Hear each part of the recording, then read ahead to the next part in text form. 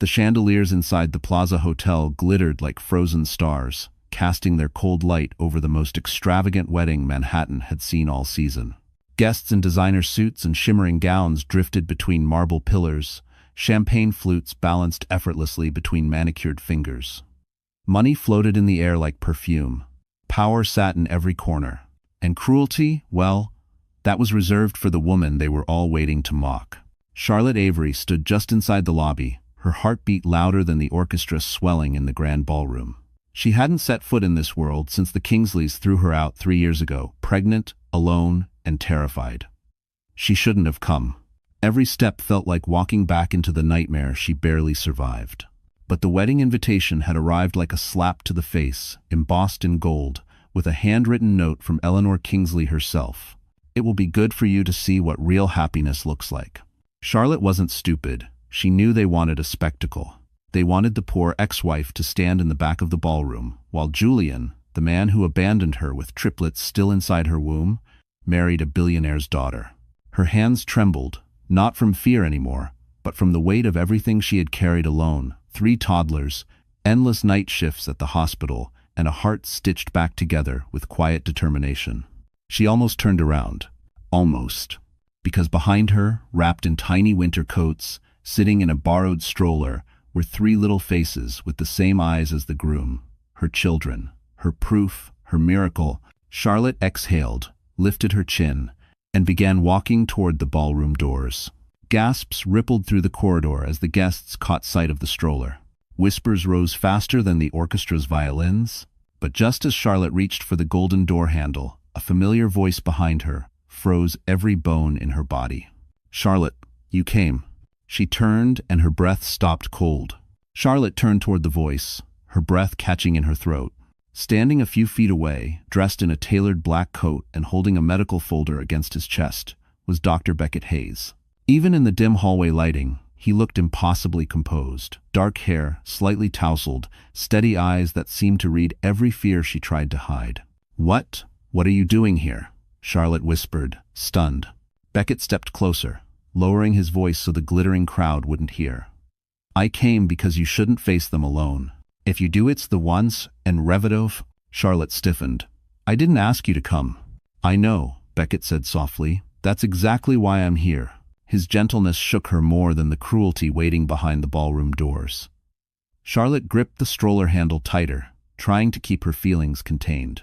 She had spent the last 3 years learning not to rely on anyone, not after Julian abandoned her, not after Eleanor crushed her dignity, not after she cried through every night with 3 newborns in her arms. "You shouldn't be dragged into this mess," she muttered. Beckett exhaled slowly, as if choosing his words with care. "Charlotte, I'm already involved." He handed her the medical folder. Her stomach flipped when she recognized the test results inside her daughter Ava's latest heart scan. "The murmur has worsened," Beckett said quietly. "I didn't want to scare you over the phone. You needed to see the report in person." Charlotte's knees weakened. "But I've been doing everything right. The medication, the follow-ups. You've done more than any mother could," Beckett assured. "But this condition can progress fast, and the Kingsleys, they know how to twist medical issues into legal leverage." Charlotte's blood ran cold. "What does that mean?" Beckett met her eyes with an honesty that hurt. "Julian could try to claim you're unfit. He could say Ava needs better health care than you can afford. He could go after custody." Custody. The word hit her harder than any insult Eleanor ever spat. A distant roar of applause swelled from inside the ballroom, signaling the bride and groom's entrance rehearsal. Charlotte wiped her palms against her dress, panic spiraling. "I can't let them take my kids," she whispered. "You won't have to," Beckett said, stepping beside her. "If they want to fight, they're not fighting just you. T for Wundu." "T for Wundu?" Charlotte stared at him, stunned at the fierce protectiveness radiating from a man she barely knew outside the hospital walls. "Why?" she finally whispered. "Why would you stand with me against them?" Beckett's jaw flexed just once before he leaned forward and murmured, "Because Charlotte, you're not the only one with a past the Kingsleys destroyed." Charlotte froze, heart hammering. Beckett had a secret one tied to her ex-husband's family. Charlotte's breath caught as Beckett's words echoed in the silent hallway. "Not the only one with a past the Kingsleys destroyed." Before she could ask more, he gently guided her toward a quieter alcove near the staircase, away from the curious stares of wedding guests drifting by with champagne flutes. "Charlotte, listen to me," he said, opening the medical folder again. The pages rustled with a weight that felt heavier than paper. "Ava's condition isn't your fault, but it is serious. Today there, and some more again." Charlotte swallowed hard. "How serious?" Beckett pointed to a highlighted note on the echocardiogram. "Her murmur has progressed. She may need early surgical intervention, maybe within months." The ground swayed. Charlotte grabbed the railing behind her. "But I've been keeping every appointment. I've been doing everything the specialists told me." "You've been doing more than anyone could in your situation," Beckett said, voice steady. "But you're a single mom with 3 kids and no support. And Eleanor knows that." Charlotte blinked rapidly. "What does Eleanor have to do with this?" Beckett's expression hardened an emotion Charlotte had never seen from him before. The Kingsleys have a long history of using medical conditions to gain leverage. When a child has a heart issue, the courts tend to lean toward the wealthier parent. It hit her like a punch. "You're saying they could take her from me," Charlotte whispered. "They could take all of them." Beckett didn't sugarcoat it. "Yes, Julian's family has the influence, the lawyers, and the money to make a custody battle a nightmare." Charlotte felt a sharp sting behind her eyes. She couldn't breathe. She couldn't think. She could barely stand. "I can't lose them," she whispered, voice breaking. "I don't care what happens to me. I just can't." Beckett stepped closer, lowering his tone. "That's why I insisted on coming. If the Kingsleys try anything tonight, you won't be alone. Not legally, not medically, not emotionally." She stared at him, searching his face. "But why help me?" His jaw tightened. "Because Eleanor once destroyed someone I love. Someone who didn't survive what she did. I won't let her do it again, not to you." Charlotte froze. A chill crawled across her skin. Before she could ask who he meant, a shrill bell chimed through the ballroom speakers, followed by an announcement. "Ladies and gentlemen, please take your seats. The bride and groom will enter shortly." A wave of murmurs moved toward the doors. Charlotte's heart pounded. Beckett turned to her. "Whatever happens when those doors open," he said quietly, "you need to be ready. Because they're about to use your children against you. En Frencho." En Frencho. Charlotte pushed the stroller toward the elevator lobby, trying to steady her breathing. Every wall in the plaza gleamed with old-world luxury gold trim, marble floors, velvet drapes. It felt like a living reminder of everything she never belonged to, everything the Kingsleys once used to belittle her. Her minivan back home had a cracked windshield held together with tape. Her apartment was so small she could hear the upstairs neighbor sneeze. And here she was, walking into a wedding where some guests arrived in chauffeured Bentleys. She swallowed the sting of humiliation. Beckett walked beside her, keeping a respectful distance, but she could feel his quiet watchfulness. It was strange. In this glittering, suffocating place, he was the only calm she could find. "Did you manage to find childcare?" he asked softly, glancing at the toddlers bundled in their seats. Charlotte forced a small smile. "My neighbor backed out last minute. Her daughter had a fever. I didn't want to drag the kids here, but—" Her voice cracked. "You said if I didn't show up, Eleanor could twist it into abandonment." Beckett nodded grimly. "She would." Charlotte sighed. Adjusting her simple navy cardigan, the one she bought secondhand for $8. She had spent the previous night trying to fix a dress she'd sewn herself, pricking her fingers until they bled. It tore again at the seam that morning. So, she wore what she had. And somehow, in this palace of diamonds and couture, she felt even smaller. When she reached for the stroller canopy, Beckett stopped her gently. "Wait." He reached into a garment bag he'd been carrying. "I brought something." Charlotte blinked. "For me?" "It's nothing dramatic," he said, handing her a soft ivory dress. "Not expensive, not flashy, just simple, classic, and quietly elegant. The kind of dress she used to dream of wearing before her life became survival." Her breath trembled. "Beckett, I can't accept this." "You're not accepting anything," he said kindly. "You're putting on armor." Charlotte looked down at the dress, the fabric smooth under her fingertips. For a moment, her eyes burned with tears she couldn't hide. "Why would you do this?" she whispered. Beckett hesitated, something unsaid flickering in his expression. "Because I've seen what the Kingsleys are capable of, and because you deserve to walk into that ballroom with your head high "And one?" Charlotte swallowed hard, overwhelmed. She wasn't used to kindness. Not anymore. She stepped toward the restroom to change, but before she could take a single step, a harsh, icy voice cut across the hallway. "Look who actually showed up." Charlotte froze. Eleanor Kingsley was standing behind her, smiling like a wolf.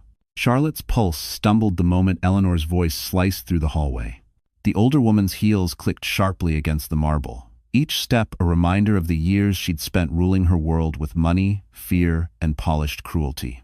Her gown shimmered gold under the chandelier, just expensive enough to flaunt wealth, just tasteful enough to hide her rot. "Well," Eleanor drawled, eyes sliding over Charlotte like she was dirt on tile. "I see motherhood hasn't improved your fashion sense." Charlotte stiffened. Beckett shifted subtly, stepping closer in silent defense. Eleanor's gaze darted to him, and for the first time, her mask cracked. Recognition flickered, followed by unease, but she recovered quickly, lifting her chin. "Dr. Hayes," she said coolly, "still meddling in things that don't concern you?" "Children's lives concern me," he replied, tone crisp. "Always." Eleanor's nostrils flared, but she turned back to Charlotte with a sugary smile. "I suppose I should thank you for coming. The pity guests will enjoy the show." Show. The word stung more than any insult. Charlotte tightened her grip on the stroller as Eleanor swept past them, leading the way into the grand ballroom like a queen entering her throne room. And the ballroom? It was another world. The ceiling soared above them, draped in crystal chandeliers that shimmered like 1,000 stars. Towering floral arrangements framed long banquet tables set with gold-rimmed plates and monogrammed napkins. A string quartet played near the stage, their music floating through the air like silk. Everything smelled like money roses, perfume, polished marble. Guests turned as Charlotte entered, their conversations faltering mid-sentence. Their eyes lingered on her dress first, then the stroller, then her face. Some whispered, some smirked, many pitied her. Every inch of the room radiated wealth she could never touch. The kind that once made her feel lucky to marry Julian. The kind that later crushed her when they threw her out. Charlotte swallowed, her throat tight. Eleanor glided toward a group of wealthy friends, whispering loudly enough for Charlotte to hear. She came because she's still desperate for attention. Poor girls cling to whatever scraps they can. Laughter. Cruel, quiet, polished laughter. Charlotte felt her chest squeeze until a small hand tugged her sleeve. Ava blinked up at her from the stroller, eyes wide, innocent, trusting. Her babies were with her. That was all that mattered. Beckett leaned close, murmuring, "Don't look at them. Look ahead." She did. And at the far end of the ballroom, standing beneath an arch of white roses, was Julian. Smiling, relaxed, radiant, right beside the woman he left her for. But when Julian's eyes drifted toward the stroller, his smile cracked. His entire body went still, as if he'd just seen ghosts with his own face. Julian's frozen expression lasted only a second, just long enough for Charlotte to see the panic flicker behind his polished smile. Then he recovered, straightening his tuxedo jacket as if nothing had rattled him at all. But his eyes kept dragging back to the stroller, to the 3 tiny faces staring around the room with innocent curiosity. Harper, the bride, followed his gaze. When she spotted the children, confusion creased her perfect features. Whose kids are those?" she whispered sharply. Julian didn't answer. He didn't have to. Charlotte saw the realization crash over Harper like a tidal wave. Her eyes widened, then narrowed, then sharpened into something cold. Eleanor noticed next. Her glittering smile faltered, stiffened, then hardened with naked fury. She marched toward Charlotte as if the floor itself were beneath her. "Move them back," she hissed, waving an usher closer. "We need space for photographs. This isn't a daycare." Charlotte didn't move. Beckett stepped subtly in front of the stroller, a silent barrier. "We're guests," he said calmly. "Guests stand wherever they wish." Eleanor ignored him. "Charlotte," she said through clenched teeth, "no one wants your situation, ruining Julian's day." Situation. Like her children were stains on a dress. Charlotte felt heat climb her chest, but she kept her voice steady. "I came because you insisted." He sevened. Comment, end quote. "I insisted so you could learn your place," Eleanor hissed. "Not parade." A small voice interrupted. "Mommy?" one of the twins said, reaching up to Charlotte with sticky hands. The ballroom fell dead silent. Then the other twin piped up, pointing his tiny finger at the groom. "Look, that man looks like me," Harper gasped. Several guests dropped their drinks. A server stumbled and nearly dropped a tray of champagne flutes. Julian's face drained of color. Eleanor swayed like someone had slapped her. Beckett stepped in quickly, touching Charlotte's shoulder. "Stay calm," he murmured. "They're trying to provoke you." But Charlotte wasn't the one about to break. It was Harper. She stormed toward Julian, grabbing his arm hard enough to wrinkle his jacket. "Tell me this is a joke," she demanded. "Tell me these children aren't." Charlotte tried to lift Ava from the stroller, hoping to shield her from the commotion. But as she scooped the little girl into her arms, Ava's head drooped against her shoulder. "Sweetheart," Charlotte whispered. Ava's small body trembled. Her breathing hitched. Too fast, too shallow. Charlotte felt her stomach drop. Beckett's calm expression vanished instantly. He leaned in, voice low and urgent. "Charlotte, she's going into cardiac distress." Charlotte's world shattered as Ava's tiny fingers slipped from her grip. Ava's tiny body sagged against Charlotte's shoulder, her breaths turning sharp and uneven. The ballroom's glittering world blurred instantly, collapsing into a tunnel of panic and rushing blood. The orchestra kept playing violins, trembling through the tension, completely unaware that a child's heart was beginning to fail just feet away. "Beckett, what's happening?" Charlotte choked, her arms tightening around her daughter. Beckett was already checking Ava's pulse. His palm pressed gently against her back. His voice dropped into the calm, clipped rhythm of a doctor in emergency mode. "Her heart rate's unstable. We need to lower the stimulation, this crowd. The noise, the lights, it's too much." Charlotte's legs wobbled. "I shouldn't have come. I should have never brought her." "Hey," Beckett cut in firmly. "You brought her because you were forced to. This is not your fault. Thanks for watching." But Eleanor, a few feet away, scoffed loudly. "Oh, please. She's faking it for attention. Everyone knows Charlotte loves being dramatic." Beckett swung his head toward her, eyes burning. "If you speak again, I swear I will have security escort you out." Gasps swept the guests. Eleanor went pale. Harper, still shaking with jealousy and confusion, pointed a trembling finger at Charlotte. "If something happens to that child here, this will ruin everything. Take her outside." "Anna's in the mine. She needs medical intervention," Beckett snapped. "Not your wedding planner's approval." Julian finally stepped forward, but not out of concern, out of fear for how it looked. "Charlotte, maybe you should leave. Take her out through the side." Charlotte stared at him, disbelief ripping through her chest. "She can't breathe, and you want me to sneak out like an embarrassment?" Julian looked away. That was answer enough. Beckett pulled a small emergency device from his coat, an oxygen clip he carried for fragile heart pediatric patients. He fitted it under Ava's nose, steadying her trembling body. "She needs an ambulance," Beckett murmured. "Now." Charlotte nodded frantically. But the moment Beckett reached for his phone, a deep voice shouted from behind them. "No ambulances inside the ballroom. This will cause chaos for the ceremony." Us. It was the wedding coordinator, brisk, irritated, and terrified of upsetting the Kingsleys' perfect day. Beckett nearly lunged at him. "A child is in cardiac distress. Move." But before he could force the issue, Ava's arm suddenly slipped from Charlotte's shoulder. Her tiny head fell back. Her lips tinted faintly blue.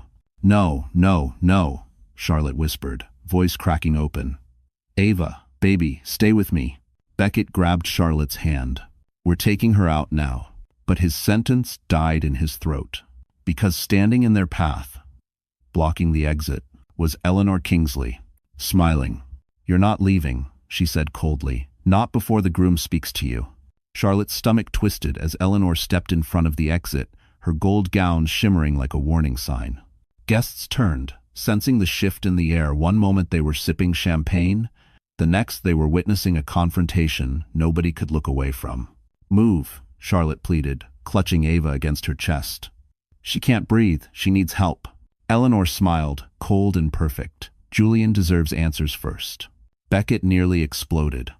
"She's a child with a congenital heart defect. If you don't step aside right now, you will be responsible for." Eleanor lifted a hand.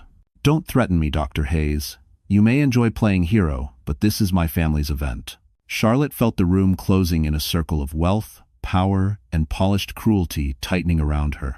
Her pulse hammered as Ava's breathing grew weaker, her tiny chest struggling against the air. "Please," Charlotte whispered. "Please, Eleanor." Julian finally stepped forward, torn between image and guilt. "Mom, let them out."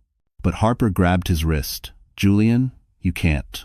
If they leave and this becomes a scandal, it'll destroy." "What, Harper?" Beckett shot back. "Destroy the fantasy wedding for your Instagram followers?"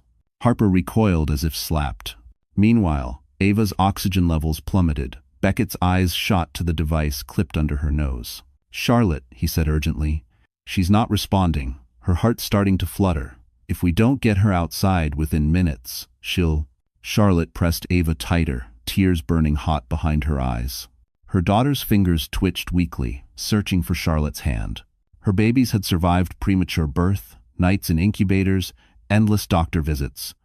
Charlotte had held them through every crisis. But tonight, Eleanor Kingsley was willing to let a child die to protect a wedding. Charlotte's voice cracked open. "If anything happens to my daughter, I swear." "Oh, stop performing," Eleanor snapped. "If her condition is that fragile, maybe you shouldn't have dragged her here. But you always love drama." That was it. Beckett stepped forward so fast the crowd gasped. "One more word," he growled, "and I'll have the New York Medical Board subpoena every witness in this room for obstruction of emergency care." Finally, Eleanor's face faltered. But before she could answer, someone behind them shouted, "Make way, I'm a cardiothoracic surgeon, move." Heads turned as a tall man in a white tuxedo pushed past the crowd. He knelt beside Beckett, assessing Ava with practiced precision. Then he looked up sharply. "This kid needs stabilization now. If you don't let her out, she may go into full arrest." Silence fell. A deadly, damning silence. And Charlotte met Eleanor's eyes, watching the first flicker of fear break through the woman's icy facade. Because now the entire ballroom knew. If Eleanor refused to move, she was choosing a wedding over a child's life. A hush spread through the ballroom, sharp, tense, electrified. The surgeon's words cut through the air like a blade. Even the orchestra stopped mid-note. Guests stared in horror, unsure whether to intervene, move aside, or pretend this wasn't happening in the middle of the most lavish wedding of the season. Eleanor's painted smile twitched. Her eyes darted from the surgeon to Ava's limp body, to the dozens of phones now discreetly recording. For the first time tonight, she looked trapped. "Eleanor," Julian murmured, voice cracking. "Please, let them go." But Eleanor snapped back into character. "No one is bullying me into—" "Bullying?" The surgeon barked a short, disbelieving laugh. "Lady, I'm giving you a medical fact. If this child collapses on your ballroom floor, there will be investigations. Press. Lawsuits. I won't hesitate to testify who blocked the exit." Gasps rippled. Beckett leaned closer to Eleanor, his voice low enough for only she and Charlotte to hear. "You've covered scandals before. But obstructing life-saving medical care? Even your lawyers can't bury that." Eleanor's jaw clenched so tightly it trembled. Harper tugged Julian's arm. "Julian, say something. You're letting this spectacle ruin everything." Julian opened his mouth, but nothing came out. He wasn't thinking about the wedding, or Harper, or wealth, or optics. He was staring at his daughter. His daughter, a child with his eyes, his chin, his nose, struggling to breathe. Julian choked. "I didn't know she was sick." Charlotte's head whipped toward him, fury igniting. "You didn't know because you abandoned us." The words hit like a slap. Several guests murmured. Some looked away, uncomfortable. Others nodded in quiet agreement. Harper's face twisted. "Abandoned? She probably—" "Shut up, Harper," Julian said, stunning everyone, including himself. Harper's mouth fell open. Charlotte felt Ava twitch weakly in her arms. The child's breath sounded thinner, more strained. "Beckett, she's fading," Charlotte whispered, terror leaking into every word. Beckett pressed his hand to Ava's chest. "We have minutes, maybe less." The surgeon nodded sharply.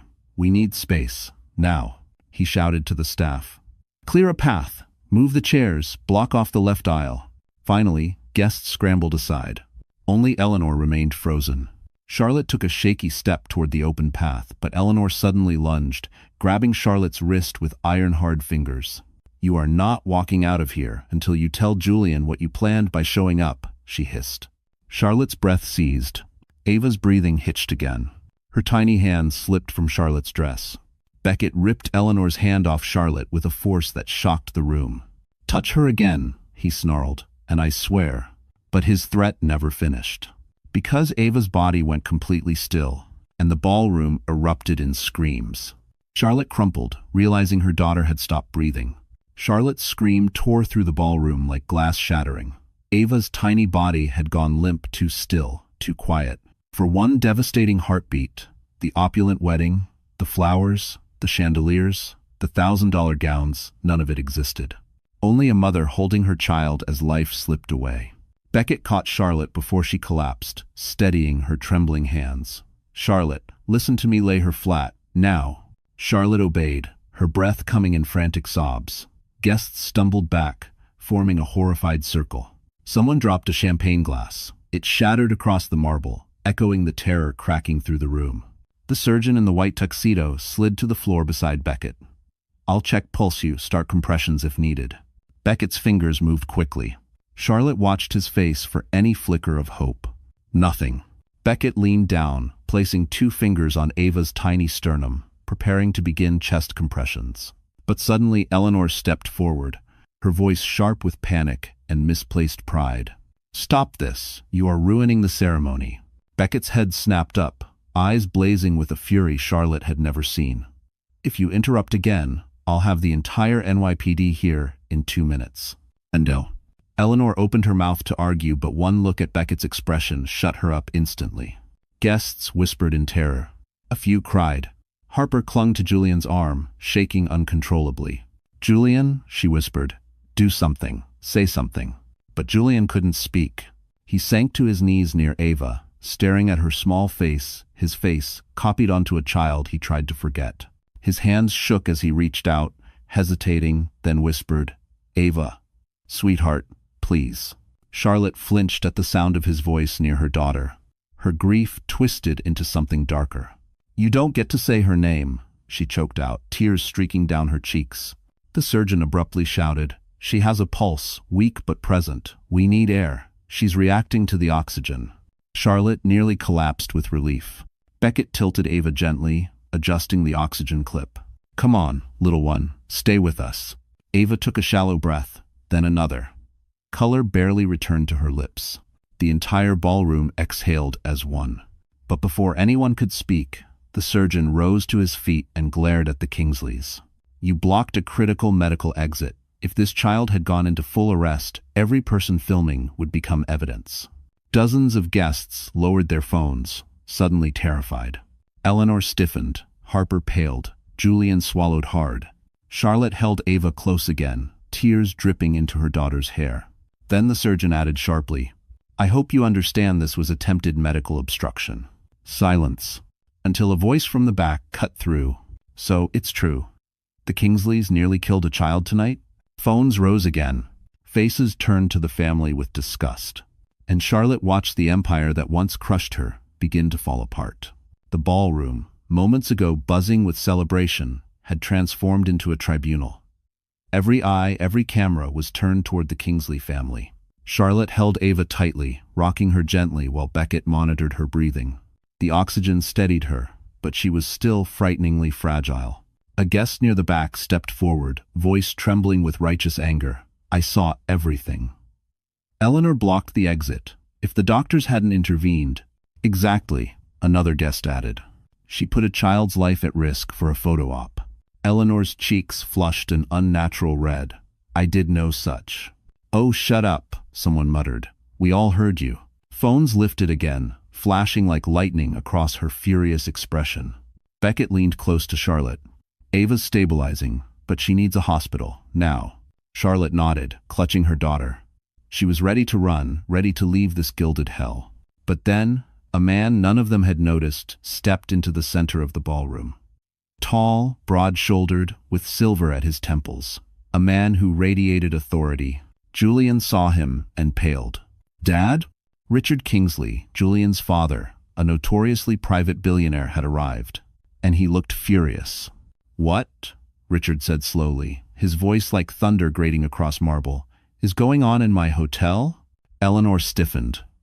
"Richard, I can explain." "You better," he snapped. "Because I just saw 3 doctors forced to resuscitate my granddaughter while security told them to wait for instructions." Gasps. Even Charlotte froze. Granddaughter. Richard already knew. Julian stumbled forward. "Dad, please, she didn't tell me she hid them." Charlotte's head whipped around. "I hid nothing. You abandoned me when I told you I was pregnant." More shocked murmurs. Richard turned to his son. "Is that true?" Julian opened his mouth, but no sound came. Harper stepped away from him, trembling. "You told me she was lying. You told me she was obsessed. You said it was all to trap you." Julian's eyes darted desperately between them. "Harper, baby, listen." She looked at him with pure disgust. "Don't call me that. You knew these were your kids and you still planned this wedding?" Richard's voice boomed across the room. "Julian Kingsley, did you knowingly abandon your children?" Charlotte felt the ballroom hold its breath. Julian swallowed, then whispered the truth that destroyed him. "I didn't want them." A collective gasp tore through the guests. Charlotte felt the floor tilt beneath her, but not from weakness. From rage. Richard's face purpled. "Get out of my sight." Julian froze, stunned. Richard pointed to the exit. "Out. Before I have security drag you." Phones captured every second.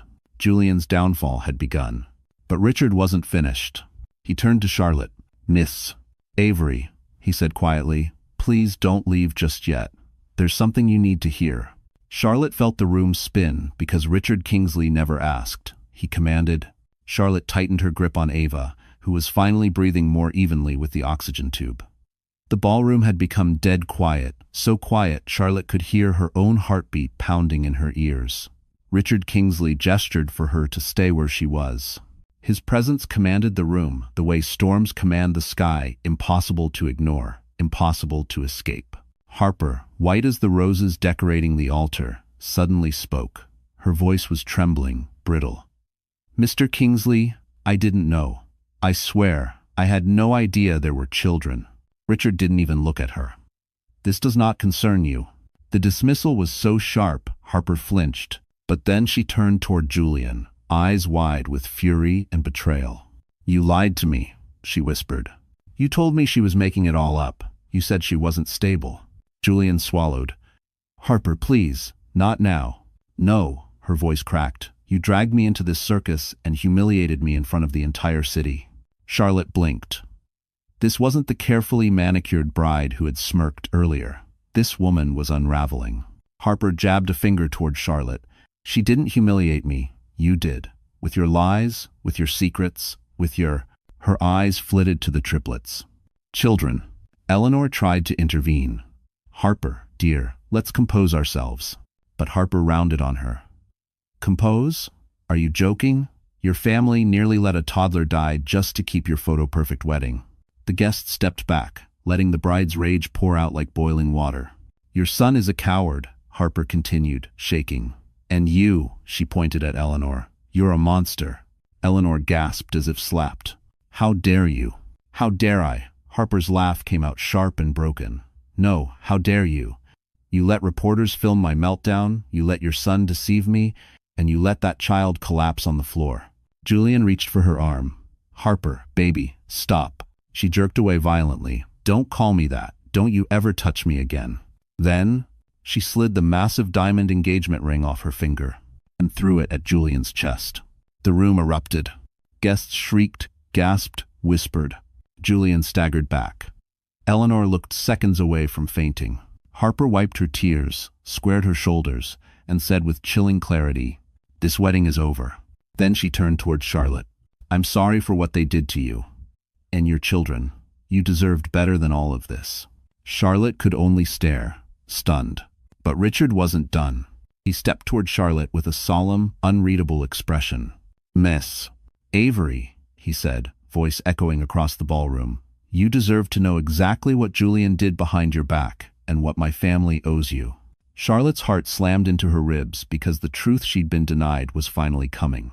Charlotte steadied Ava in her arms, her pulse pounding against her ribs as Richard Kingsley stepped closer. Beckett stayed at her side like an unspoken shield, eyes narrowed, ready for any threat. The entire ballroom was holding its breath, not for the wedding anymore, but for the truth. Richard exhaled, the sound heavy with years of buried guilt. "Miss Avery, you were wronged not only by my son, but by my family. And today, that ends."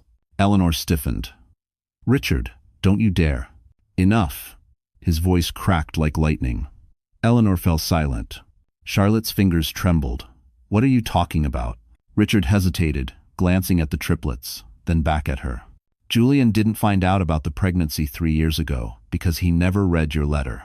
Charlotte blinked. "My, what?" "The letter you left at our home," Richard said. "The one where you told Julian you were pregnant with 3 babies." Charlotte felt the room tilt. "I left it on the mantel. I made sure he would see it." "You did." Richard looked sick. But Eleanor intercepted it. A collective gasp hit the room like a wave. Charlotte's throat tightened. No, that can't." "Oh, it absolutely can," Harper said bitterly from behind her. "She meddles in everything." Eleanor's face blanched. "I did what was best for this family." "You burned her letter," Richard said sharply. "You hid every phone call. You deleted her messages. You even bribed Julian's assistant to block her number." Charlotte's knees buckled. Beckett caught her elbow. "I tried calling him every day," she whispered. "I begged him to talk to me. I haven't mind stressed." "I know," Richard said quietly. Eleanor made sure he never knew. Julian stumbled backward, horrified. "Mom, is this true?" Eleanor lifted her chin, desperation cracking her voice. "You had your future ahead of you. A family with her would have ruined everything. I protected you." Julian stared at her like she was a stranger. "You destroyed everything." "That's not all," Richard continued, his voice even heavier. "When Charlotte gave birth early, Eleanor paid a clinic nurse to never notify us." Charlotte gasped, a hand covering her mouth. "I was alone in that hospital. I could have died. My babies could have died. Your mother nearly killed them." Richard's voice trembled with cold fury. Eleanor staggered back. "Richard, please." But he wasn't done. "Miss Avery," he said, turning to Charlotte with remorse etched into every line of his face, "this family owes you a debt we can never repay. And I intend to start making it right tonight." Charlotte felt her heart stop for a beat. Richard Kingsley, the man who owned half of Manhattan, was standing before her, bowing his head. For a moment, the ballroom was silent enough to hear the crystal chandeliers hum. Richard Kingsley, one of the most feared names in Manhattan finance, stood with his head bowed before Charlotte Avery, a woman his family once discarded like nothing. No one in that room had ever witnessed anything like it. Eleanor staggered backward as if the ground were tilting beneath her. "Richard, you can't mean this. You can't take her side." Richard lifted his head. His expression was carved from granite. "Your lies nearly cost 3 children their lives. And today, you almost let my granddaughter die in front of a ballroom full of witnesses." Eleanor's face twisted.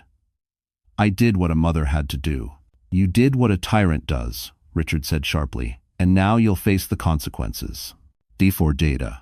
Guests murmured. Phones rose again, filming the downfall of the woman who once terrorized everyone around her. Charlotte swallowed, still trembling as Ava breathed softly against her chest. "I don't want your family destroyed," she whispered. "I just want my children safe." "And they will be," Richard promised. "Starting tonight, Eleanor is removed from all Kingsley business operations. Her access to funds, accounts, and board decisions is revoked." "Thanks for watching." A collective gasp rippled through the room. Eleanor shrieked, "You can't do that. I built this family's reputation. I held this empire together." "You held it hostage," Richard snapped. Harper folded her arms, watching coldly. "You held everyone hostage." Julian stepped forward, his voice barely audible. "Dad, please, don't punish her like this." Richard turned slowly.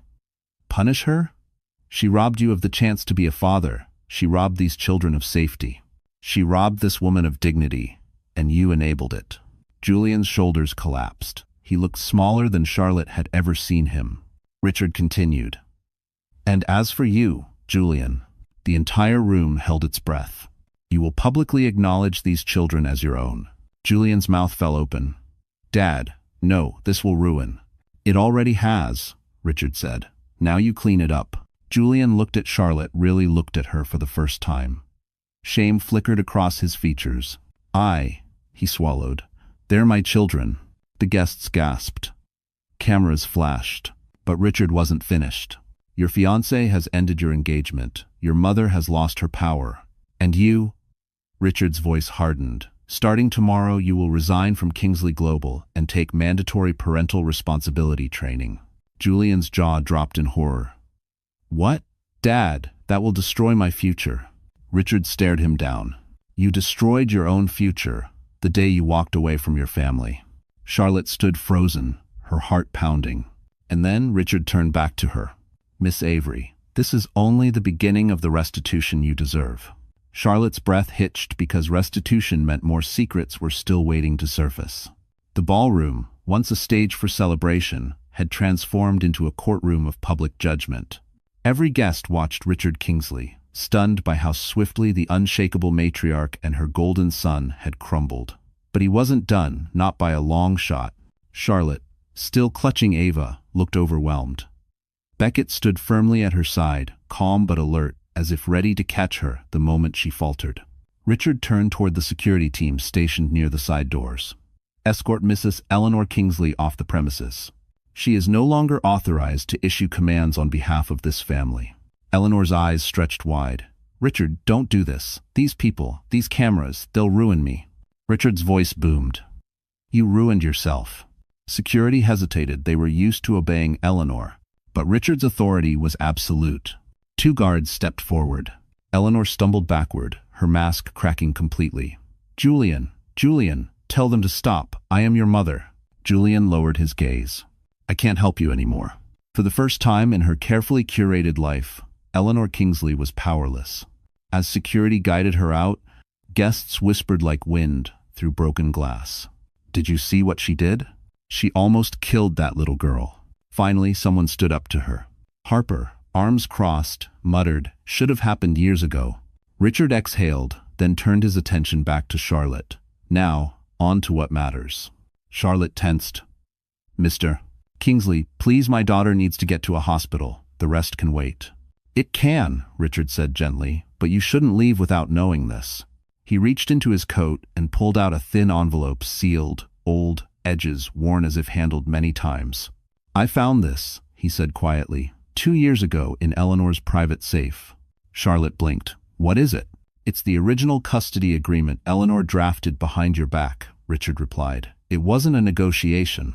It was a trap. She intended to take the babies from you permanently, even before they were born. Charlotte felt her breath vanish. Julian flinched. Dad, what? Richard continued. She forged your signature. If she hadn't burned the letter you left, she planned to claim you abandoned the children and were unfit. Charlotte's knees nearly gave out. Beckett steadied her again. Richard looked deeply ashamed. I confronted Eleanor when I discovered it. She lied. She told me you had already signed away your parental rights. The room gasped. Charlotte's voice trembled. I never signed anything. I never would. I know that now, Richard said, which is why that agreement will be submitted to the court along with full testimony about what Eleanor did. Julian shook his head in disbelief. This destroys our family. No, Richard corrected sharply. Eleanor destroyed it. I'm trying to repair what remains. I have not Spang. Then he turned back to Charlotte, his voice steady and sincere. I will ensure you and your children are protected legally, financially, and permanently. Charlotte's lips parted. Why? Why would you do all this for me? Richard glanced at Ava, then at Charlotte. Because, he said softly, you're the only person in this room who ever truly loved my son, despite the Kingsley name. Charlotte froze, and the ballroom erupted with shock. Because Richard Kingsley had just admitted something no one expected, something that carried weight, danger, and hope all at once. Charlotte felt the world tilt, her pulse thundering in her ears. Richard's words, the only person who ever truly loved my son, hung in the air like a confession, a verdict, and a wound all at once. She opened her mouth to speak, but emotion clogged her throat. Ava whimpered softly, reminding everyone that time was slipping. Beckett checked her vitals again. She's still stable, but barely. We need to move soon. Richard nodded. Of course, I won't keep you long, but you need to hear this last piece. Julian stepped forward, voice shaking. Dad, stop. You're humiliating me." "Humiliation," Richard said calmly, "would mean you had dignity to lose." Guests murmured. Harper smirked. Charlotte held her daughters tighter. "Please, just say what you need to say." Richard inhaled deeply. "I failed to protect you. I failed to protect my grandchildren. But I won't fail again. Charlotte, I want to offer you full legal protection and support." Julian snapped. "You can't just choose her over your own son." Richard turned, eyes icy. "I'm not choosing her over you. I'm choosing morality over you." Charlotte felt the force of that sentence hit Julian like a punch. He stumbled back, shoulders caving, as though he'd finally realized the consequences of his cowardice. But Richard wasn't finished. "Charlotte," he said, voice gentler, "you deserve restitution, and so much more." He glanced at Beckett. "And I suspect you may finally have someone who sees your worth." Heat rushed to Charlotte's cheeks. Beckett shifted, but didn't deny anything. Julian's eyes flared with jealousy. "Wait, are you too? Since when?" Charlotte shot him a glare sharp enough to cut glass. "You lost the right to ask anything about my life the moment you walked out." Julian flinched. Beckett's voice dropped low, controlled. "Charlotte and I don't owe you an explanation. But know this, I will never let anyone hurt her again." Guests whispered this was turning into a public reckoning and a love story. Julian's desperation spiraled. "Charlotte, I didn't know," Dad said. Mom blocked. "Look, I didn't know you had the babies." Charlotte's pain erupted.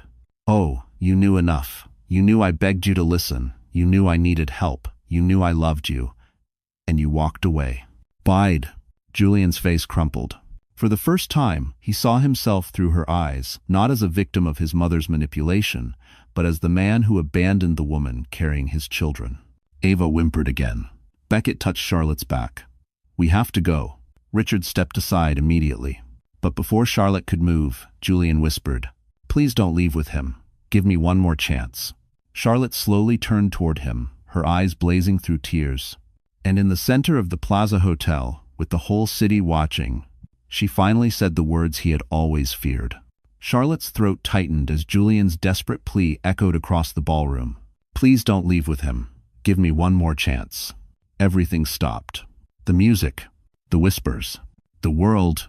Charlotte stared at the man she once loved, the man she begged to stay, the man who walked away without looking back. The weight of 3 years pressed into her chest, but this time she didn't crumble. This time she stood tall. "Julian," she said softly, "you didn't lose me tonight. You lost me a long time ago." A ripple of shock swept through the room. Julian took a shaky step toward her. "I didn't know, Charlotte. I didn't know about the babies. Mom hid everything. And when I knocked on your door until my hands bruised," she cut in. "When I called you every day, when I cried outside your office while you walked past me like I was nothing, did your mother do that too?" Julian's face collapsed. "I thought you were trying to trap me. That's what Mom said." "Exactly," she whispered. "You believed her, not me." Beckett gently shifted closer, protective but respectful, letting her stand on her own. Julian noticed, and jealousy flared across his features. "So that's it?" Julian snapped. "You're just replacing me with him?" Beckett's eyes hardened. "This isn't a competition, Julian. This is about who stayed." Julian scoffed. "Stayed? You barely know her." "I know enough," Beckett replied calmly. "I know she worked double shifts while raising 3 premature infants. I know she cried herself to sleep but still woke up smiling for her kids. I know she had no one but never let those children feel alone." Charlotte's breath trembled. Beckett wasn't done. "And I know," he said, eyes softening as they met hers, "that she deserves a man who shows up, every time, no excuses." A hush fell so deep it felt holy. Julian shook his head, voice cracking. "Charlotte, please, we could be a family." Charlotte held Ava closer, her heart breaking not for him, but for the woman she used to be. "You had a family," she whispered. "You just didn't want it." Julian crumpled. Harper turned away in disgust. Guests murmured, some pitying him, most not. Charlotte stepped toward Beckett, drawn to the steady warmth he radiated.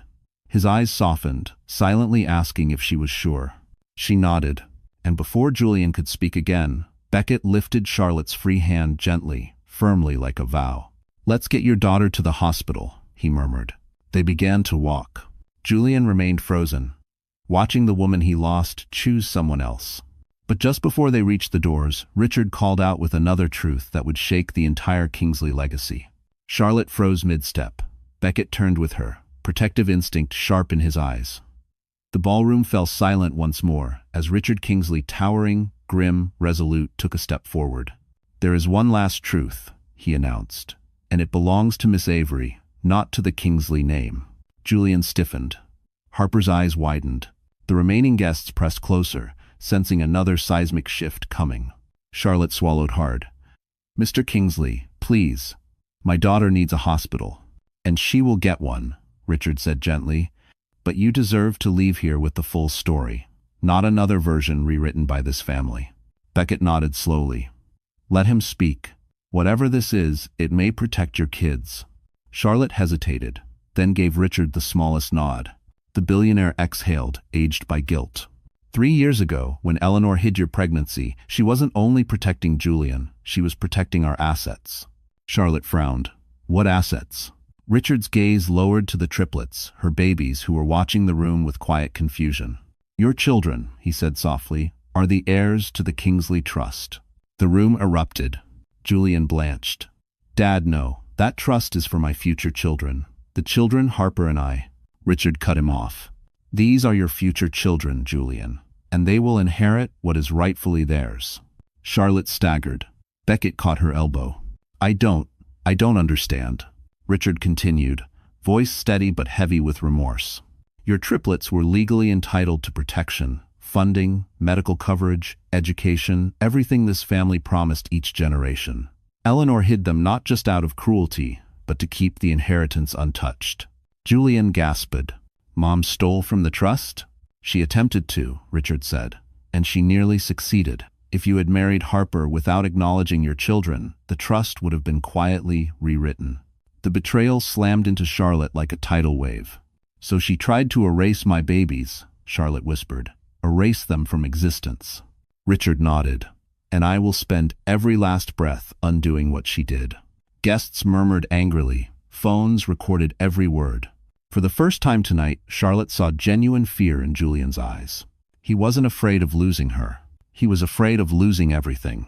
Richard stepped closer, voice lower. "Miss Avery, the Kingsley Trust is worth billions, and by law, your children are beneficiaries. That means financial security, medical coverage, and legal protection for life." Charlotte's lips parted in disbelief. "And you," Richard added quietly, "will have full authority over their assets until they come of age." "Not Julian." Julian roared. "Dad, you can't give her control." "I'm not giving her anything," Richard replied. "I'm restoring what your mother stole." Ava whimpered again, and Beckett urged softly, "It's time to go." Charlotte nodded, dazed, shaken, overwhelmed. But before leaving, Richard placed a hand over his heart. "You are no longer the outsider," he said. "From this day forward, the Kingsley legacy belongs to you and your children." He put my 10:21. Charlotte's breath caught because for the first time in her life, she held power. Real, irreversible, world-shifting power.